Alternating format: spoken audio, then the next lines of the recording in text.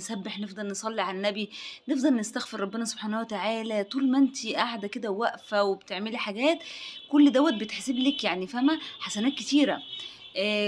طول ما إحنا واقفين، نايمين، قاعدين، نفضل نسبّح، نفضل نذكر. لو ما ختمناش القرآن نختم. على فكرة إحنا ممكن نلحق، عشان في ناس قصّرت في ال10 الأوائل وال10 التانيين، في ناس قصّرت الفترة اللي فاتت، فتقول لك إيه يعني هاجي في آخر 10 أيام بقى وهالحق. هتلحقي. اسمعي الكلام، الحقي نفسِك. ال10 أيام دول ممكن يخلّوكِ تعملي اللي ما عملتيهوش في ال20 يوم اللي فاتوا. فما تخلّيش إيه النَفْس أمّارة بالسوء، عشان الشياطين متسلسلة. فما تخلّيهوش يضحك عليكِ وإيه، ويقول لِك لو خلاص بقى الأيام اللي فاتت دي كلّها ما عملتيش حاجة تعملي دلوقتي. لأ، اعملي دلوقتي ال10 أيام دول. لو مسكتِ المصحف وقعدتِ ت تقري فيه يعني وكده، هتختمي. ممكن نختم في 10 أيام، إيه المشكلة؟ والمشكلة بقى هنا الكبيرة إن الستات بييجوا في آخر 10 أيام ويقعدوا يغسلوا في سجاد ويروّقوا ويعملوا كحك ويعملوا بسكوت مش عارفة الشياطين متسلسلة، بس مش عارفة تحسّي إن في شياطين برضه. يقعدوا يوسوسوا كده الكحك، البسكوت، مش عارفة إيه، يالّا نعمل، يالّا نسوي.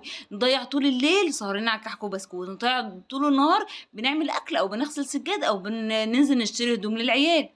ممكن نعمل وقت برضه عشان الحاجات دي مهمة ولازمًا نعملها. فممكن نعمل وقت للحاجات ديّة، نعمل وقت ننزل نشتري فيه بس ما نضيّعش برضه الوقت.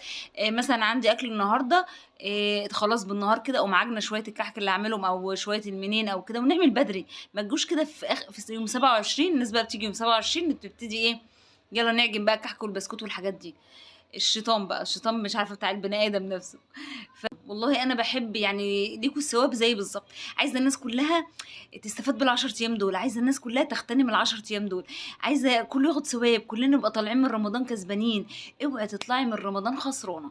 الشيخ قال إيه، قال لو فاتك ال10 أيام دول كمان هتبقي طلعتِ من رمضان خسرانة. ما نبكيش غير إن أنتِ جُعتِ طول النهار وصُمتِ كده وخلاص. لكن عايزين نطلع من رمضان كسبانين.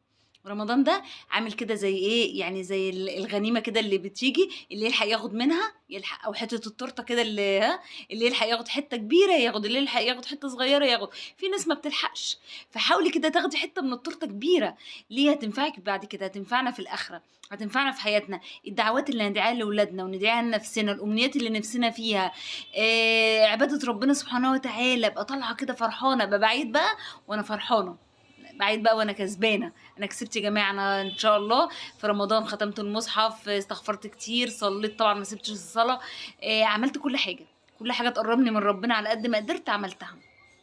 فتبقي مبسوطة بقى فرحانة أنتِ رايحة تصلّي كده، أنتِ طالعة من رمضان ده صلّيتِ وقريتِ قرآن وختمتِ واستغفرتِ ودعيتِ. الدُعا، امسكوا في الدُعا ما تسيبوش الدُعا. الدُعا في الأيام ديّة هي الحل الوحيد لكل حد.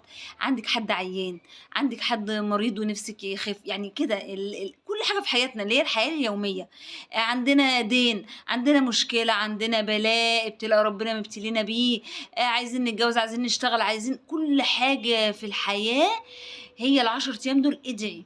ادعي ما تخلّيش إيه، نَفْسِك تأمرِك بالسوء وتبعدي. نقرّب وندعي ربنا سبحانه وتعالى وإن شاء الله، وإن شاء الله نلحق وربنا يتقبّل مننا صالح الأعمال ليّا وليكم يا رب.